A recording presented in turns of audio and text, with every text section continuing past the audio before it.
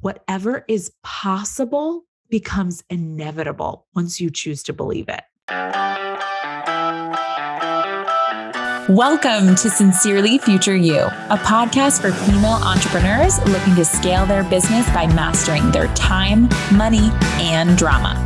I'm your host, Jessica McKinley, founder of What's Happening Coaching, a life coaching program that helps ambitious women like you make decisions today with the future you in mind.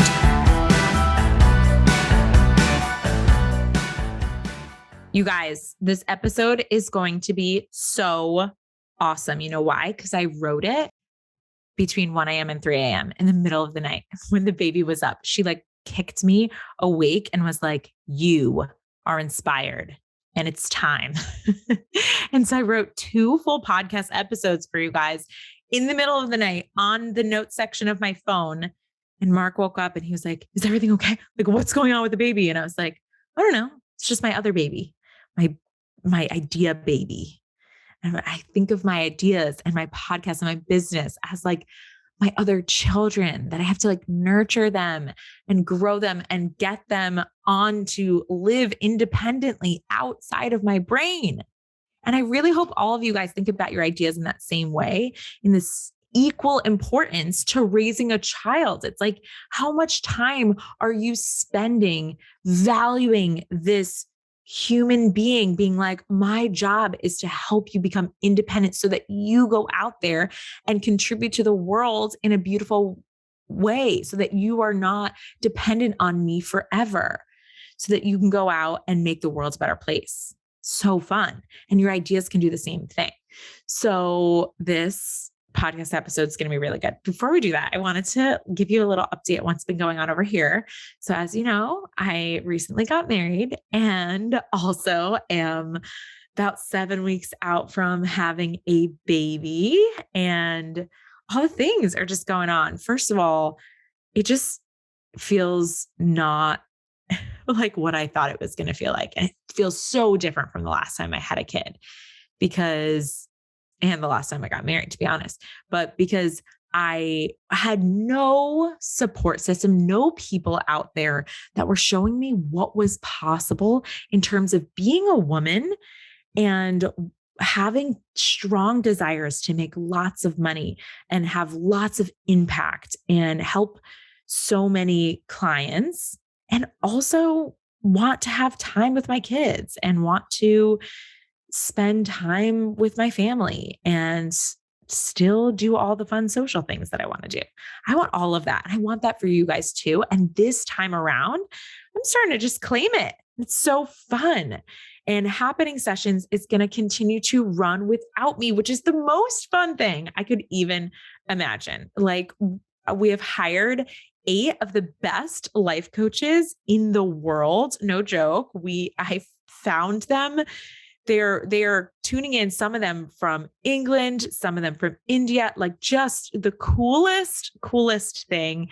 And I'm so excited for everybody to have access to the brand. I just feel like it actually has made the value of happening sessions just go up so much.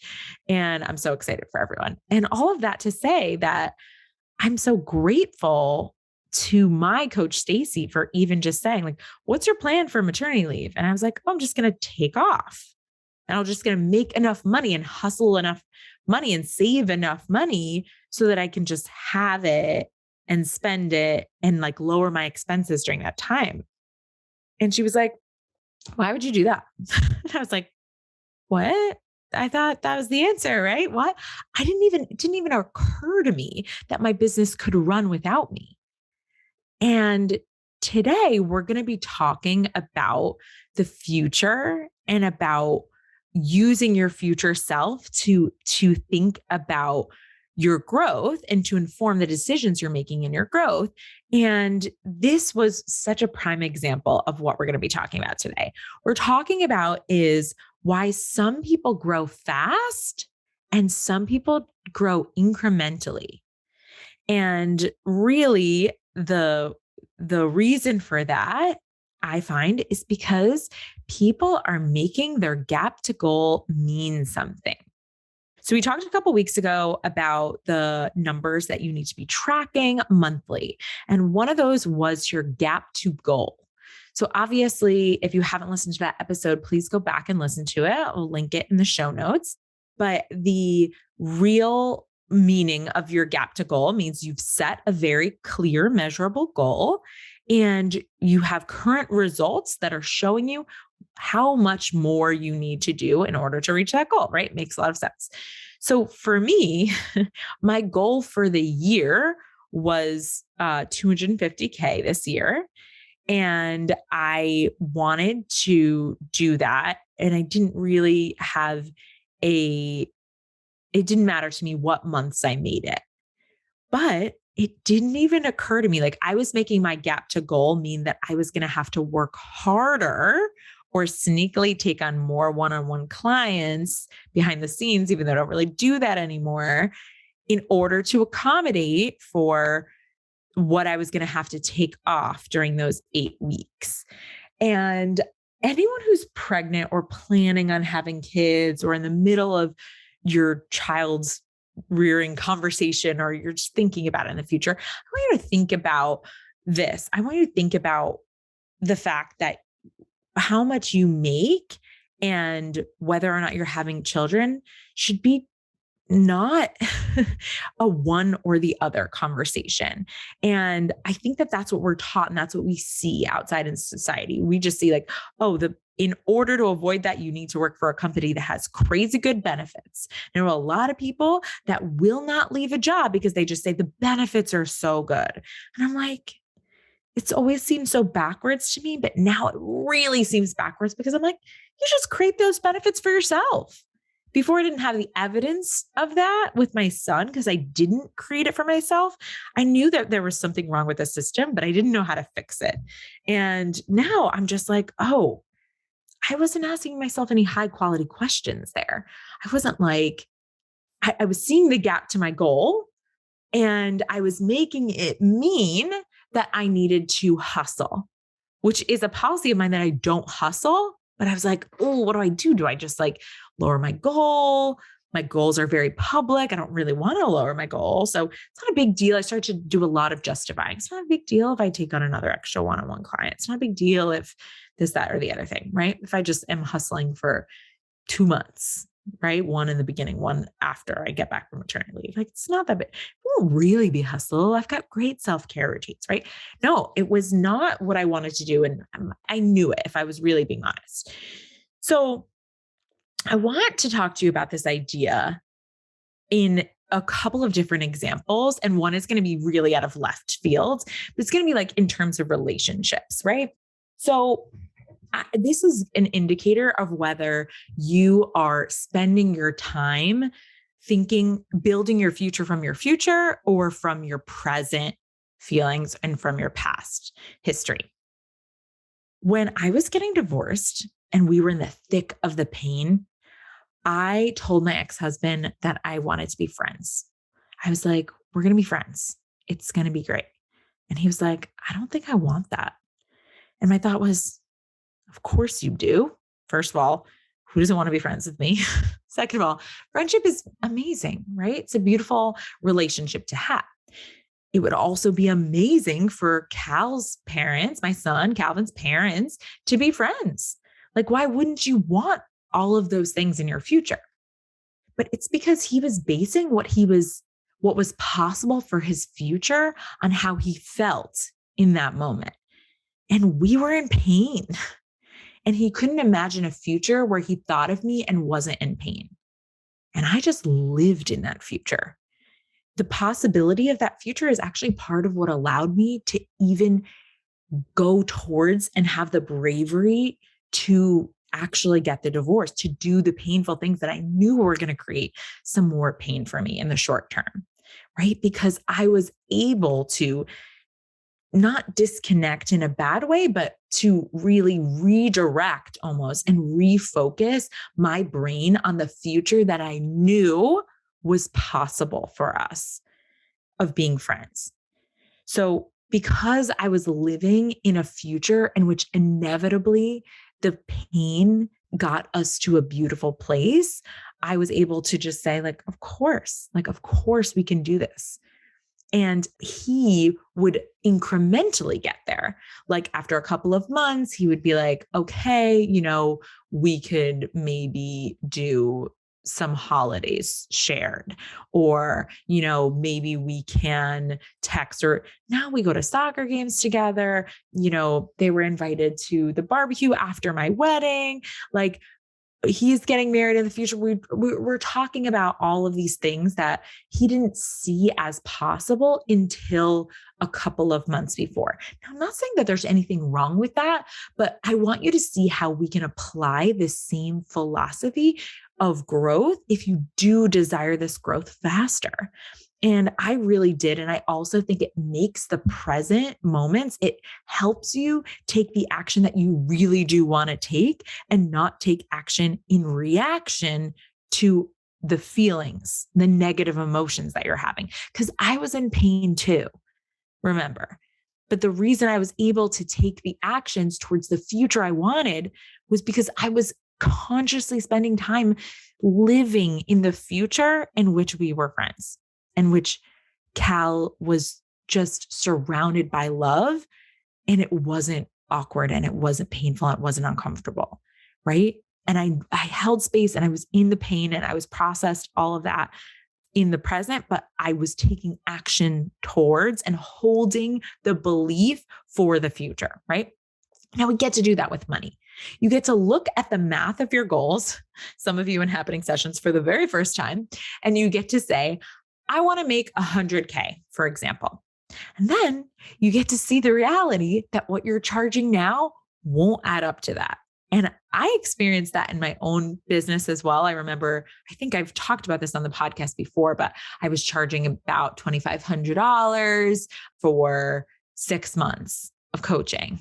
And now I charge 4 times that, right? But in order to get to a place where I knew I could help the amount of clients that I had and not sacrifice all of my time, the math didn't add up. And when you see that, you have some options. Your brain gets to decide what you want to make that gap mean about you.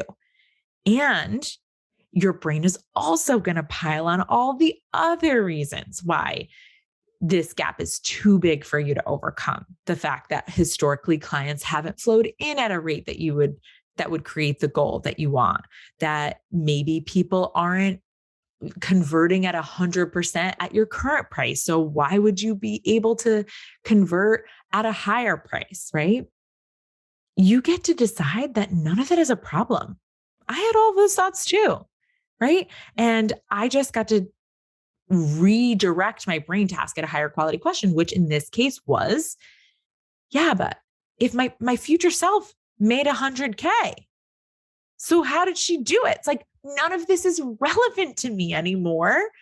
I'm just I get to be in the process of experimenting and failing and figuring out, well, that wasn't the way. Nope.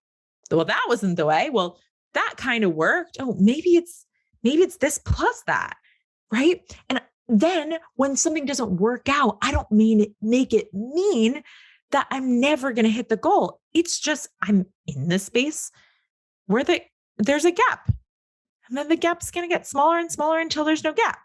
And then I set a new goal.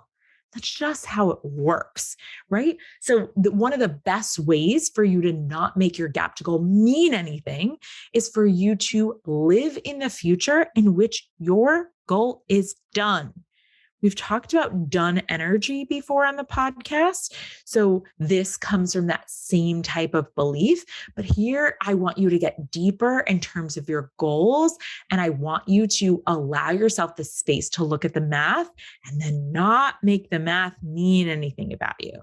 Same thing with sales, right? It's like your sales record is not attached to your value as a coach or your worthiness. It's just evidence of how well you're selling. Just usually I say oh, well, I obviously didn't say the thing that I needed to say to them yet. What haven't I said to them yet?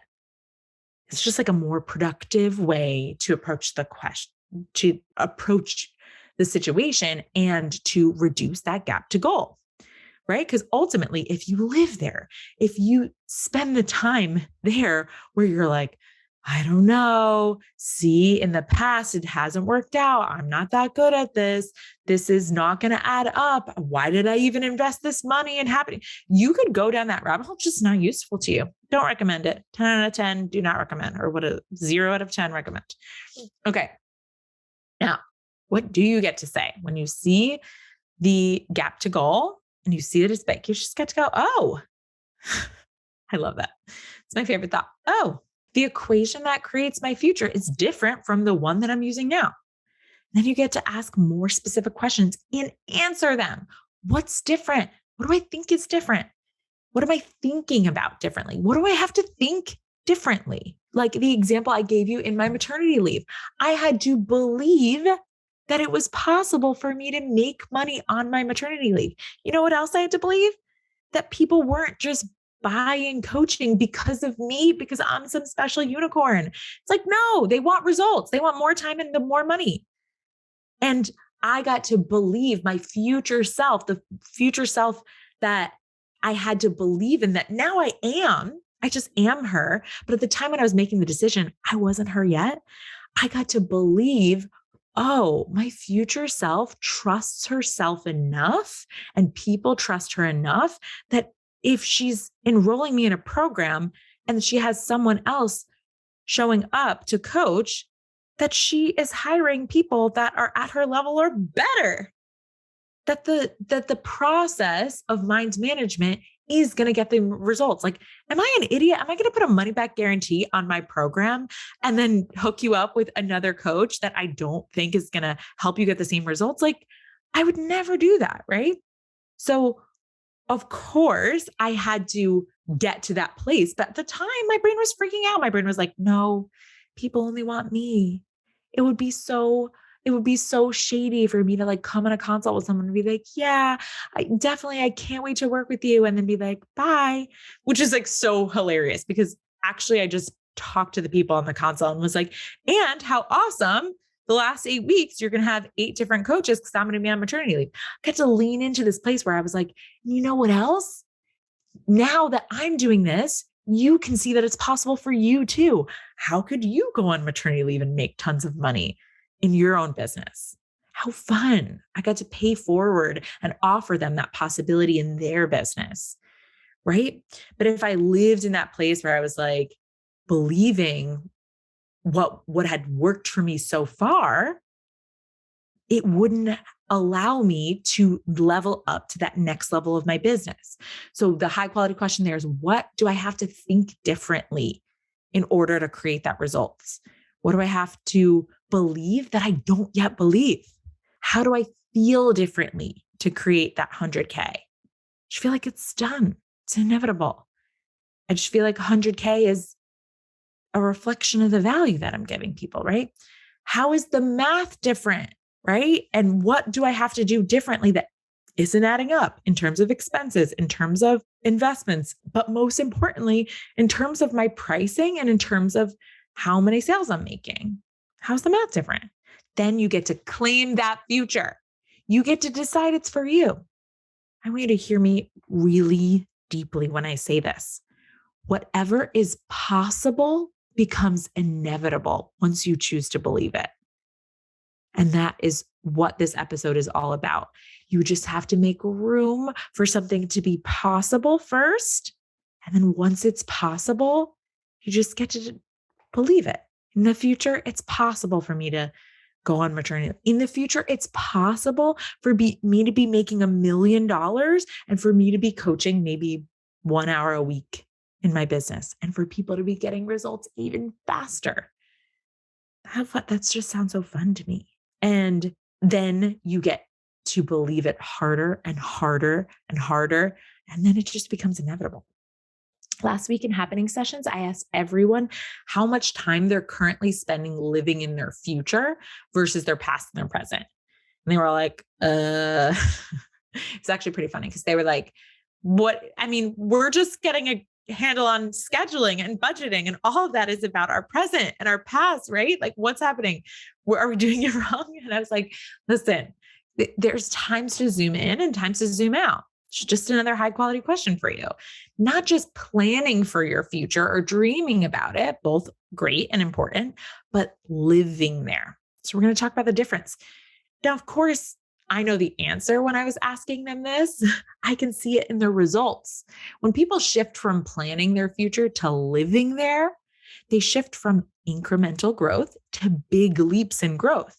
The same way I did in my own business when I realized, oh, I could just make money on maternity leave. It was like, I'm just going to live there. I spent so much time writing out all the thoughts that I had to believe in order to take the action to create that result. It's like, oh, if I have already created this result, what did she believe? What did future Jess believe?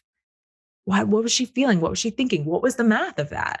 And it was a safe space for me to do the math, and my brain wasn't on the defense because it wasn't about me, right? It's about future me. It's fine. Safe space. So, like I said, all of a sudden, people start to have massive, big leaps in growth. They shorten the gap in time between their future goal and their present. It literally starts coming to them instead of you feeling like you're always building towards it. So, one thing that you have to do in order to live in your future is suspend your disbelief. You have to suspend your disbelief in what you can currently see in order to make room for what needs to be to reach your goal. So what I mean by that is right when you start to do this work and you start to set those goals and you start to see your gap to goal, your brain just piles on. It's like, oop, I see an opportunity to make her feel uncomfortable enough that she might quit this and we'll be safe.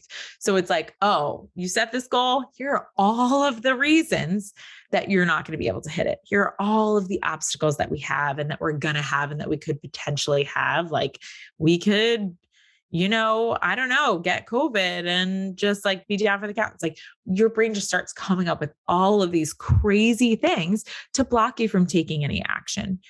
We have a process for that in the goal setting in happening sessions, and it's called an obstacle list. We're not going to go into that here, but just so you know, it is required for you to suspend your disbelief in what you can currently see in order to make room for this future. You have to let go of the past to make room for your future.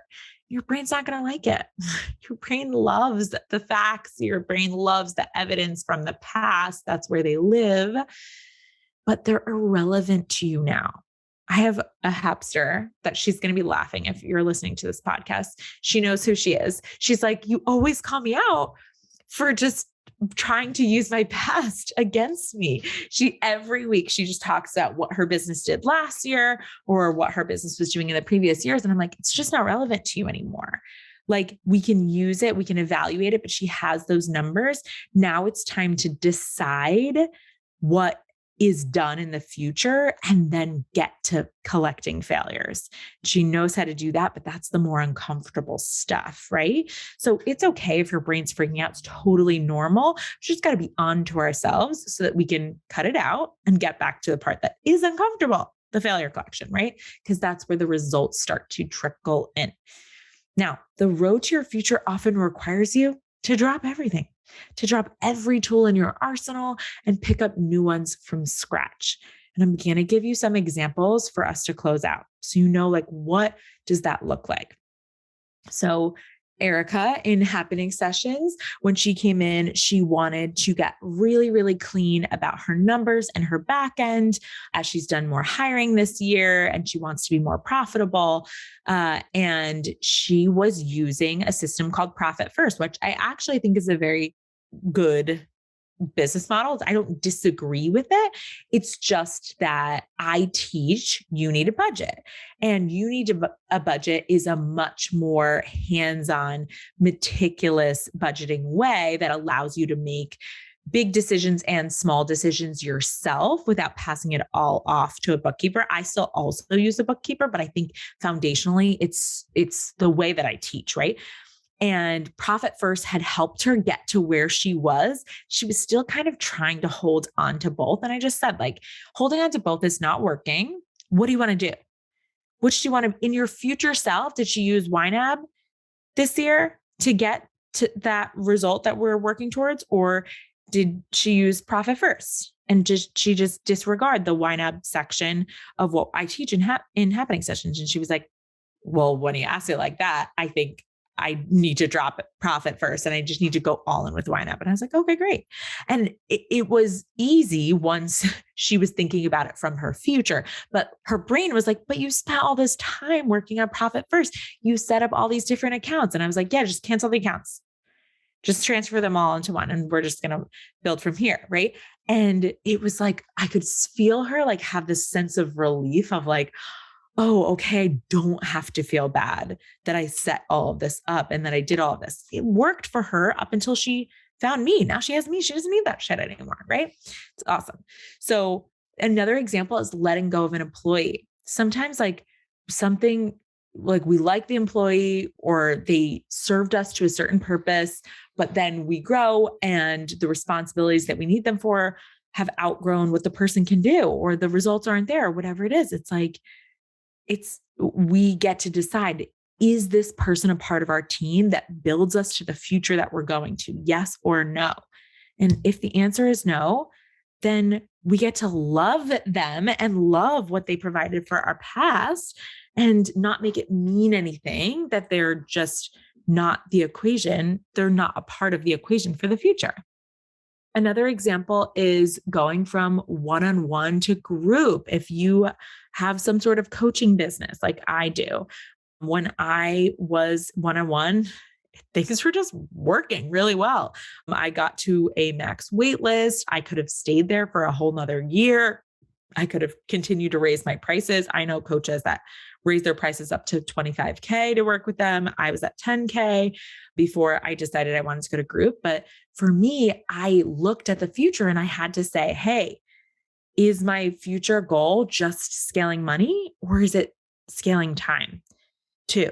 And I knew for me, with having a baby and with where I was at just in general, that I was willing, and with my lifestyle, I hadn't like overextended myself in any way. I was like, you know what? I'm really willing to slow down or just hit a maintenance year on my money in order to scale my time. And because I approached it from the future, that was easier instead of being like, okay, I have a system that works. I built it. I spent a really long time on it. What should I do now? Right? That would be a harder path towards your future when you're trying to include the past in it, right? It's like, we can't all fit through this funnel here in our brain. So then finally, another example is changing your funnel from being more sales-based. So if you have consults to booking clients, or you are one-on-one selling people into buying, into more of a funnel-based sales process. So whether it's high quality copy or whether it's an email funnel or Facebook ads or something like that, like when you're building from your past, what worked for you to get you here is not necessarily going to get you there. So sometimes we just need to drop everything that's working, and your brain doesn't like that either. Cause it's like, what are you doing? This works. And it's like, yeah, but it doesn't work for our future. Because we are growing. We care about growing. And the part of your brain that's trying to protect you doesn't care about growth. It cares about survival. The part that cares about growth is the part that's making decisions 24 hours in advance, your prefrontal cortex. So we want to access that as much as possible. And we do all of that within the specific ways we approach it in the worksheets in happening sessions. But I needed to give you guys this information. It became apparent to me that you all needed it very suddenly in the middle of the night. But I hope that this was eye-opening for you. I hope that you are able to see that planning and dreaming is still a way for you to safely disconnect from your future, and living there feels different. You can feel it in your bones all of a sudden, right? So I'm offering this to you. And if you are intrigued by this and you want to apply it, this is the perfect time. Happening sessions enrollment for September starts June 1st and closes June 3rd. You don't want to miss out on it, because technically then the next time you're saying you're available to work together probably won't be for almost another full year, until March, when I will be opening the doors to work with people again. Now is the time. I was just writing some posts that are going to, you're getting a sneak peek maybe of the post that's going to go up soon, but it's like, there's no rush. There's plenty of time, but also, what are you waiting for? And I want to leave you with that, because there's no rush and there's plenty of time, but also, like, there's no better time than now. What are you waiting for? All right, you guys have a beautiful weekend. Hey Hapsters, if you want to learn more about today's topic, head over to whatshappening.com/podcast. That's what's happening, whatshappening.com/podcast. If you're a business owner and you're resonating with what we talk about here, what are you even doing? Come hang out with me over where the party's at on Instagram at What's Happening WJess. Again, that's happy, HAPPYNING, and book a discovery call to see if coaching is your next best step.